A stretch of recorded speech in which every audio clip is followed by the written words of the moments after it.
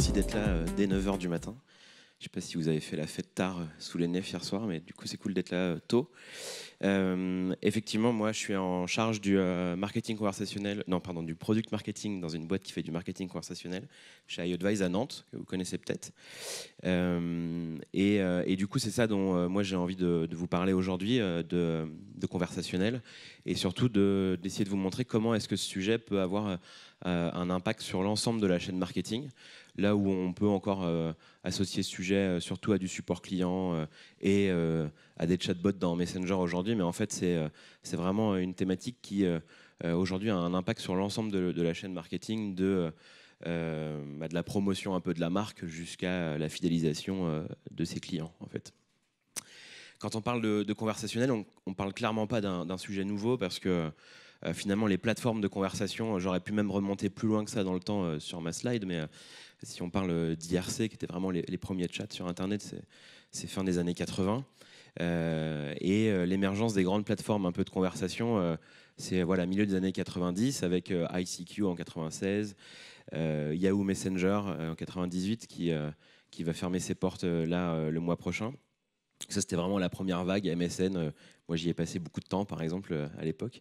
Et une deuxième vague avec, par exemple, Skype, qu'on connaît bien, ou BlackBerry Messenger, qui a été aussi un canal très important. Et puis une troisième vague avec l'émergence d'immenses mastodontes, WhatsApp, Messenger, qui comptent chacun entre 1 et 1,5 milliard d'utilisateurs actifs mensuels. Donc c'est vraiment des plateformes gigantesques. Et puis j'ai mis par exemple Instagram dans cette courbe, ça peut paraître surprenant, mais Instagram, il y a plus de 400 millions de personnes par mois qui utilisent les conversations privées sur Instagram. Donc, je ne parle pas de la publication de photos, mais vraiment des fonctionnalités de conversation. Donc en fait, c'est factuellement la 4e plateforme de messaging aujourd'hui dans le monde, Instagram. Donc c'est aussi un canal hyper intéressant. Et donc si on cumule ça, c'est 4 milliards de personnes qui, tous les mois, utilisent ces plateformes de messaging. Donc c'est vraiment une adoption massive, plus importante aujourd'hui que les réseaux sociaux type Facebook ou Twitter par exemple. Donc c'est vraiment quelque chose de gigantesque et qui va au-delà finalement purement de j'envoie des messages avec mes amis. Ça devient des vraies plateformes sur lesquelles on peut construire des expériences hyper riches. C'est le cas notamment en Chine avec WeChat. Alors c'est plus d'1 milliard d'utilisateurs, notamment en Chine. Ils viennent de dépasser ce milliard d'utilisateurs. Et WeChat, c'est juste central en fait dans la vie des Chinois aujourd'hui. Ils font tout dans WeChat. Et finalement, la partie conversationnelle, c'est une petite partie de ce qu'ils font avec, mais ils font tout le reste dans WeChat. Ils commandent leur taxi, ils payent leur dentiste, ils payent leurs impôts. Tout passe par WeChat. Ils s'échangent de l'argent aussi entre eux. Ça, c'est un usage hyper important. Donc, vraiment, c'est en train de devenir des plateformes absolument gigantesques et même au-delà du conversationnel, dans notre vie un peu de tous les jours, quoi. Et quand on s'intéresse au conversationnel dans le rapport entre les marques et les consommateurs, là aussi, c'est pas forcément un sujet très nouveau. On remonte là au début des années 2000, où en fait, sur les sites américains, quand vous alliez sur la page Nous contacter, vous aviez un petit widget de chat que vous pouviez utiliser pour poser votre question au support client.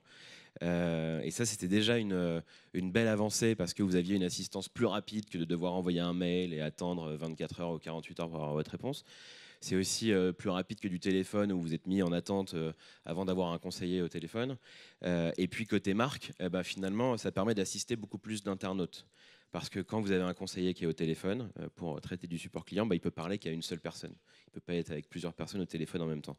Un chat, vous pouvez finalement parler avec 3, 4, 5, 6 personnes en simultané et donc assister sur une même période de temps plus de personnes. Donc c'était déjà un usage qui a commencé à se développer au début des années 2000. 10 ans après, 2010, on a des nouvelles générations d'outils de chat et d'outils conversationnels pour les marques qui sont arrivés, qui en fait là, au lieu de proposer de la conversation un peu à tout le monde et n'importe quand, eh bien, on a commencé à cibler les internautes qui étaient à plus forte valeur ajoutée pour la marque pour vraiment aller leur proposer une conversation à eux en fonction des objectifs que se fixe la marque. Donc si c'est par exemple un objectif d'augmentation de son chiffre d'affaires sur son site, eh bien, on va aller cibler dans le parcours d'achat les gens qui ont vu plusieurs pages produits, ont commencé à mettre des produits dans leur panier, ce genre de choses, pour aller du coup vraiment cibler les internautes à forte valeur ajoutée. Et c'est le moment où, pour les marques, il y a une petite dizaine d'années, le chat est devenu un générateur de ROI, en fait. Et la troisième génération, il y a 3-4 ans, c'est en fait enrichi dans le sillage de ces grandes plateformes de messaging dont je viens de parler. Et en fait, au-delà simplement aujourd'hui d'être purement dans de la conversation texte, eh ben, on peut dialoguer avec ses visiteurs, avec ses clients de façon très riche, avec des vidéos, des photos, des emojis, et partout. C'est-à-dire que plus uniquement sur son ordinateur quand je visite le site, mais aussi dans les applis mobiles, sur les sites mobiles, et au cœur aussi de ces applications de messaging dont j'ai parlé. Donc voilà, quand on parle de conversationnel, notamment conversationnel dans nos usages à nous de consommateurs, mais aussi dans les rapports entre marques et consommateurs, ce n'est pas un sujet qui est fondamentalement nouveau. Par contre, plus récemment, il y a quelque chose qui, dans le marketing, a fondamentalement changé et qui est très lié. Alors, je ne sais pas si dans la salle, il y a des gens qui connaissent ce visuel. Je ne sais pas si ça vous dit quelque chose. En fait, c'était la première bannière publicitaire de l'histoire. C'était une bannière de AT&T, l'opérateur téléphonique américain, et qui a publié cette bannière en 94. Et en fait, alors, je pense qu'elle ferait rêver à peu près n'importe quel marketeur aujourd'hui, parce qu'à l'époque, le taux de clic était de 44%. Aujourd'hui, en 2017, le taux de clic moyen sur une bannière de publicité sur Internet est de 0,06%. Donc, clairement, l'efficacité de la publicité est en chute libre depuis que c'est apparu sur Internet. Et au-delà simplement du fait qu'on clique plus dessus parce qu'on est habitué à les voir et que ça nous intéresse de moins en moins, on va au-delà de ça, c'est qu'en tant qu'internaute, on se protège des publicités aujourd'hui. Et il y a 30% des internautes dans le monde qui ont installé un adblocker. Ça, c'est pas que des chiffres genre mondiaux, parce qu'il y a des pays qui sont très élevés. En France, c'est genre 26% des internautes qui ont un adblocker installé sur leur navigateur et qui du coup ne voient plus les publicités. Vraiment, ils s'en protègent. Et c'est aussi vrai sur les nouveaux formats publicitaires, notamment ceux qui viennent d'arriver sur les canaux conversationnels. Quand on regarde ces courbes, l'ensemble des formats, y compris les nouveaux formats type publicité dans les stories sur Instagram, Snapchat, etc. En fait, dès qu'un internaute peut skipper la pub, dès qu'il peut la passer, il le fait immédiatement. Et ça, c'est hyper flagrant avec les formats en pré-roll qu'on a notamment sur YouTube. Vous savez, dès qu'on atteint les fameuses 5 secondes où enfin on peut passer la vidéo, on le fait tout de suite. Et la courbe, elle chute, mais immédiatement. Et c'est vrai sur tous les formats. Les pubs qu'on a dans notre feed sur Facebook ou Instagram, hop, on scroll, on ne veut plus les voir. Les pubs qu'on a en mid-roll, au milieu d'une vidéo, vous savez, ça c'est celle que je déteste le plus. Mais elles sont plutôt efficaces parce que malgré tout, on a envie de voir la fin de la vidéo. Mais bon, quel est le rapport de l'internaute avec cette vidéo? Il est a priori pas bon. Et dans les stories, vous voyez, en fait, on swipe et on va à la story d'après tout de suite sans avoir vu la vidéo. Donc même sur ces nouveaux formats, en fait, le rapport de l'internaute avec la publicité qu'on lui met ici sur ces nouveaux formats, il n'est pas bon. Et dès qu'on peut les skipper, on les skip. Et puis à ajouter à ça, bien évidemment, une prise de conscience un peu des internautes aujourd'hui sur le fait qu'ils sont immensément traqués dans tous les sens et qu'on va les cibler et que vraiment leurs données personnelles bien sont utilisées par l'ensemble de ces acteurs. Et c'est quelque chose sur lequel de plus en plus d'internautes se protègent, partagent un peu moins de données, vont grâce à l'arrivée du GDPR, vraiment régler leurs paramètres de confidentialité et s'assurer qu'ils partagent avec les publicitaires uniquement ce qu'ils souhaitent vraiment partager. Et ça a un impact sur les plateformes de pub. C'est pas juste anecdotique. Si on regarde le cours de Criteo, spécialisé dans ces sujets de ciblage et de retargeting publicitaire des internautes, ça c'est le cours de l'action Criteo sur 2 ans. Globalement, voilà, c'est une entreprise qui connaît des difficultés à cause de tout ce qu'on vient d'évoquer et à cause de protection des internautes, d'action de certaines plateformes, notamment Apple, qui commence à vouloir protéger davantage ses utilisateurs contre ces pratiques-là. Et donc, puisque les internautes refusent de voir de la pub, skip même les nouveaux formats, se protègent au niveau du partage de leurs données personnelles, aujourd'hui, certains très gros annonceurs, comme Procter & Gamble, qui est le plus gros annonceur dans le monde, dit qu'une grande partie de la publicité digitale est aujourd'hui investie en pure perte. Et globalement, ce que ces annonceurs-là, qui dépensent des milliards et des milliards d'euros tous les ans en publicité en ligne, disent, c'est qu'à cause de tout ça, aujourd'hui, concrètement, ils jettent de l'argent par les fenêtres. Et pour autant, le budget publicitaire dans le monde, en ligne, continue à augmenter. C'est qu'on est passé en 2015 de 149 milliards de dollars de dépenses publicitaires dans le monde à 223 milliards de dollars cette année.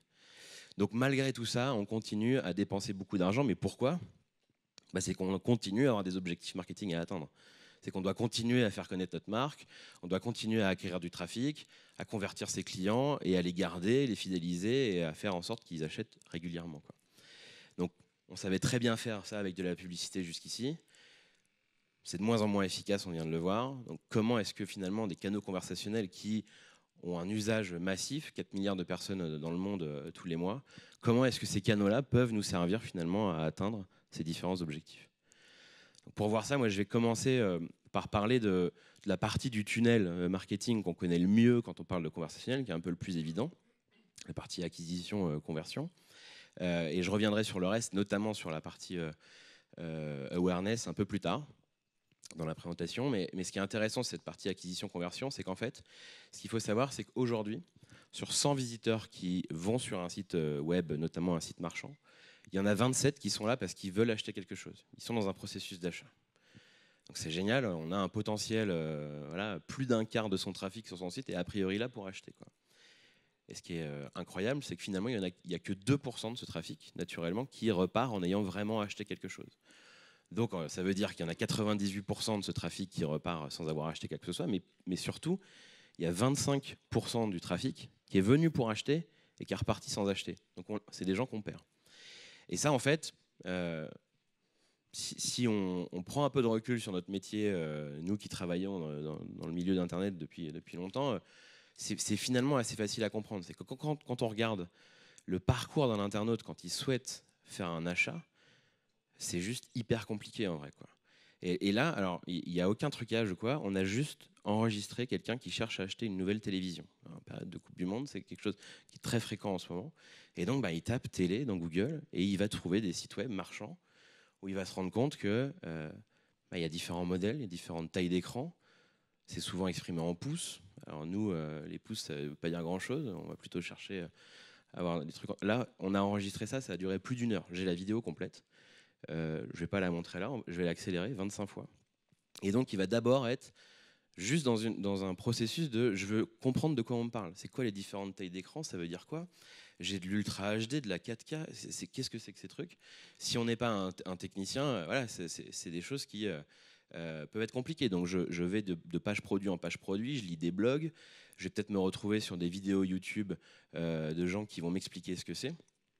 Et une fois que je dis ok, moi j'ai peut-être plutôt besoin de tel type de modèle, telle taille par rapport à mon salon, à mon recul, je vais aller faire une review un peu des différents modèles, quoi. Et donc je vais me balader sur internet pour voir les différents modèles, les différents prix, et puis, pour comparer un peu tout ça. Puis quand j'ai choisi, je vais enfin rentrer dans un processus d'achat. Et puis là je vais aller peut-être chercher le meilleur prix, la télé moins chère. Mais donc le problème, je ne sais pas si vous avez fait gaffe, mais quand j'ai tapé télé dans Google, je suis arrivé sur un premier site qui lui du coup a payé très souvent pour acquérir ce trafic. Et comme je me suis perdu en fait dans mon processus d'achat, finalement j'en suis parti et je vais réaliser l'achat ailleurs à la fin de mon processus. Et ce ailleurs, il est peut-être dû au hasard ou dû simplement à un meilleur tarif. Et du coup, j'ai dépensé de l'argent encore une fois. Et je l'ai jeté par les fenêtres simplement parce que je n'ai pas été capable, dans ces 27% de visiteurs sur mon site, d'en convertir plus que 2, quoi. Alors, comment est-ce que le conversationnel, finalement, peut nous aider à faire ça? De plein de façons, y compris même si on bosse en B2B. Aujourd'hui, on a beaucoup d'outils. Ça, c'est HubSpot, qui est un outil marketing hyper connu, qui vous permet de proposer en fait une interface conversationnelle sur son site pour réaliser certaines actions qui parfois sont un peu compliquées, du type prendre un rendez-vous, booker une démo. Voilà, ça, c'est des choses qu'on peut très facilement faire de façon conversationnelle sans rentrer dans des longs formulaires qui ont des taux de conversion assez faibles. Donc, sur de la prise de rendez-vous, de la qualification de lead, ce genre de choses, c'est quelque chose qui est très efficace, y compris en B2B. Sur du B2C, on a des expériences aujourd'hui d'achat qui sont très simplifiées, y compris dans Messenger. Ça, c'est l'exemple de Voyage SNCF à l'époque, donc Oui SNCF aujourd'hui, qui vous permet d'acheter un billet de train directement sans quitter votre plateforme conversationnelle que vous utilisez avec vos amis. Et donc, sans aller toucher à toutes les options du site, etc., je dis simplement, je veux partir le 27 septembre de Paris et je veux aller à Lyon, quoi. Et là, le bot va nous dire, bah voilà, voilà les meilleurs billets, les meilleurs tarifs sur la journée. Et donc, l'expérience, elle est hyper simplifiée.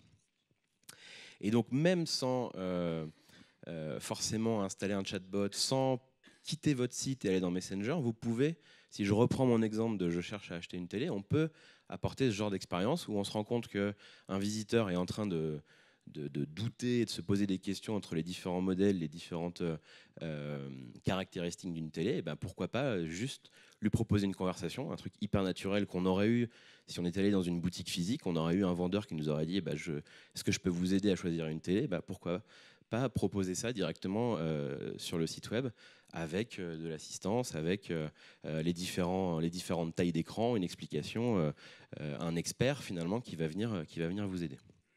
Et ça, les taux de conversion, quand on met ça en place, en moyenne, ils passent de 2%, comme je disais tout à l'heure, à 20%. C'est-à-dire qu'on multiplie par 10 en moyenne les taux de conversion, juste quand on assiste l'internaute dans son processus d'achat sur le site, quoi.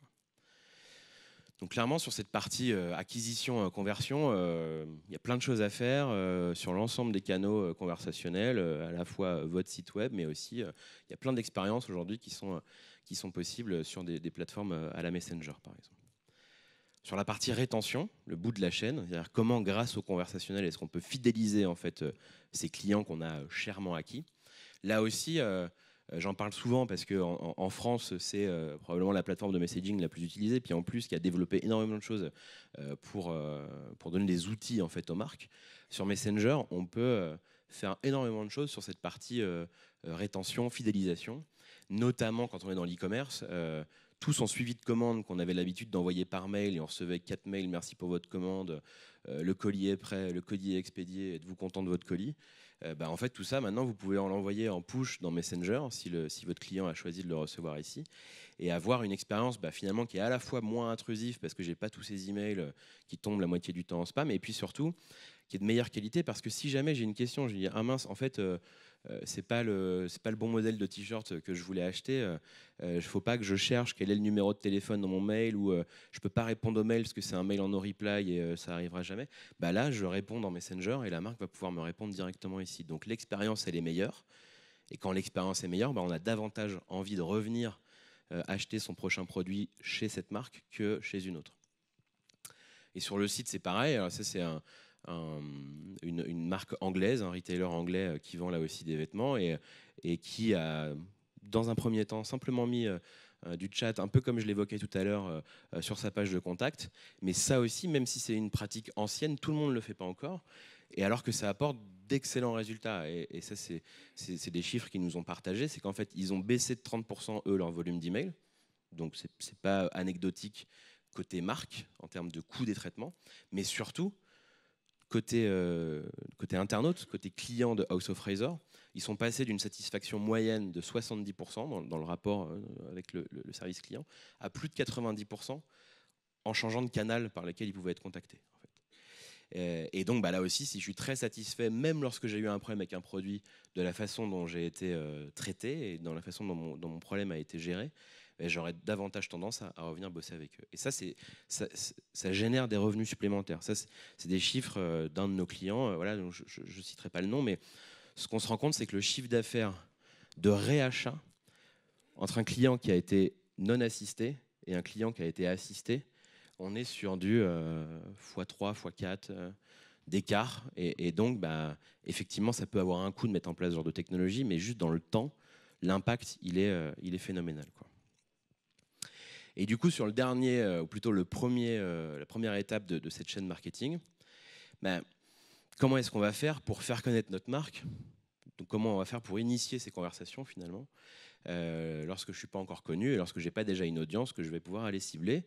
Et ça, il faut revenir un peu à ces chiffres que j'ai partagés tout à l'heure. C'est finalement pourquoi est-ce que les internautes ont ce rapport à la publicité aujourd'hui? Simplement parce que les publicités sont désormais très interruptives, hyper intrusives dans notre parcours. Le pire, c'est sur mobile, où je vais lire un article, boum, j'en ai partout. Les fameux formats interstitiels, comme on voit au milieu ici, où avant d'arriver à son contenu, faut vraiment se battre, quoi. Et puis surtout, les pubs aujourd'hui sont hyper répétitives. C'est-à-dire que je vais visiter une page produit, et alors là, pour 2 semaines, je vais revoir cette publicité partout, y compris lorsque j'ai pas décidé d'acheter ce produit parce qu'en fait il me convenait pas, et même si j'ai décidé de l'acheter. C'est-à-dire que c'est vraiment pas très intelligent, quoi.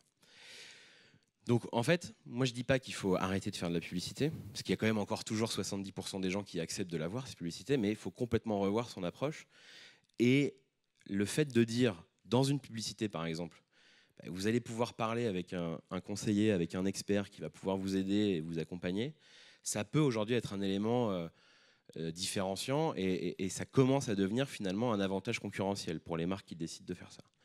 Et dire, ma publicité, finalement, elle est là pour montrer que l'expérience que vous allez avoir chez moi, c'est pas une expérience de je vous matraque et vous allez me voir partout.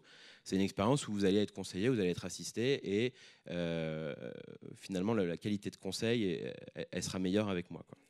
Et ça, c'est pas anecdotique. Il y a une étude de Forrester qui est sortie en milieu d'année dernière et qui nous dit qu'en fait, de plus en plus de marques, notamment aux États-Unis, commencent à déporter une partie de leur budget publicitaire, qui jetait par les fenêtres jusqu'ici, vers des outils conversationnels pour justement améliorer cette expérience.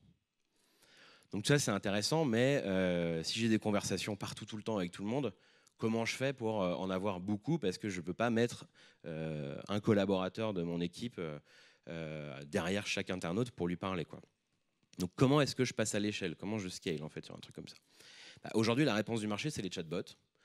Et c'est vrai que c'est assez tentant, parce qu'on dit on va tout automatiser et ça va être génial. Le problème, c'est que je ne pense pas que ce soit la bonne réponse, ou en tout cas, ça ne peut pas être la seule réponse. Pourquoi? Parce que quand on parle de chatbot, souvent on mélange deux notions. Il y a à la fois des agents conversationnels un peu scriptés. Et ça, si quelqu'un a déjà eu une bonne expérience avec un script comme ça, je suis ravi d'en parler avec lui après cette conférence. En vrai, c'est quand même très rare. On est dans des scénarios très fermés qui rarement répondent vraiment à nos questions. Et puis, on confond souvent ça avec de l'intelligence artificielle. Et donc, l'intelligence artificielle, c'est la machine qui serait capable d'avoir une discussion avec nous, naturelle, comme si c'était un humain. Et ça, c'est intéressant, mais il faut revenir un peu aux origines de l'IA. Ça, c'est Alan Turing, c'est le père de l'intelligence artificielle. Et en fait, quand il a théorisé un peu tout ça, il a écrit un test pour vérifier si notre IA elle était suffisamment développée ou pas. Et en fait, son test, il est très simple.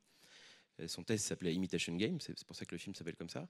Et en fait, il dit, si une machine peut tenir une conversation avec des humains pendant plus de 20 minutes, et que au moins 30% du groupe d'humains avec qui elle discute n'a pas compris que c'était une machine, alors l'IA est valide.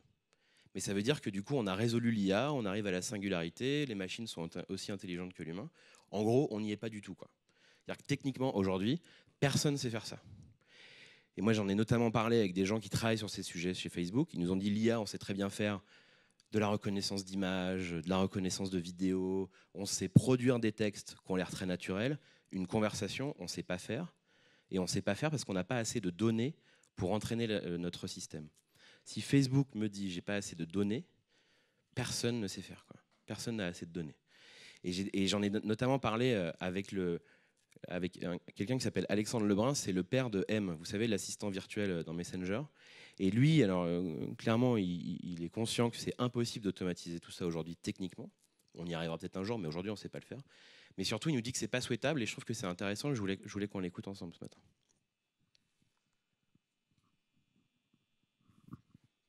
Il va parler.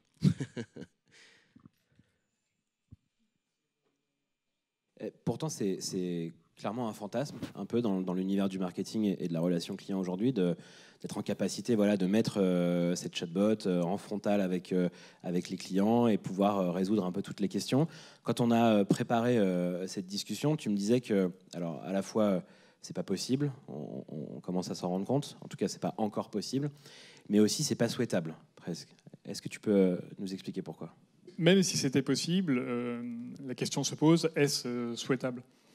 Et là aussi, avec le recul et la sagesse des années, on s'est dit, mais en fait, est-ce que j'ai vraiment envie de mettre un robot, que des robots en face de mes clients? Eux sont humains, eux vont passer du temps pour utiliser mes produits, venir me voir parce qu'ils ont un problème ou veulent une information. Donc ils arrivent avec leurs émotions. Avec leurs émotions, et ils consacrent du temps et de l'attention humaine. Est-ce que c'est faire, finalement, de les laisser en face de mon code?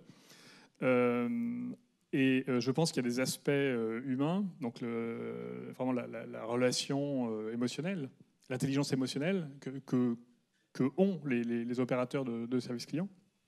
Et quand je dis service client, c'est un peu réducteur, mais qui communiquent avec les clients en tout cas. Ça, on peut pas, il faut pas le remplacer. On peut pas le remplacer, mais de toute façon, il faut pas le remplacer.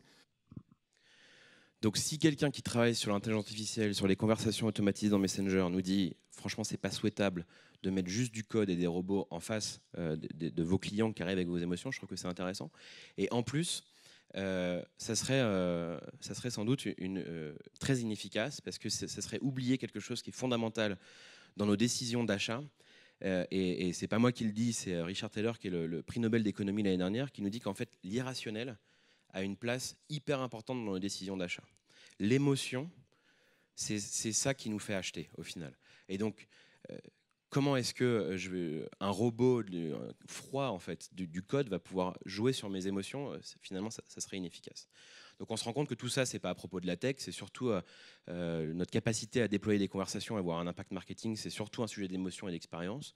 Et c'est pour ça que les entreprises qui performent le plus aujourd'hui mettent ça en avant. C'est-à-dire qu'aujourd'hui, sur Airbnb, vous n'achetez pas une nuit chez quelqu'un, vous achetez une expérience. Et ils vendent aussi des expériences avec des locaux aujourd'hui, quoi.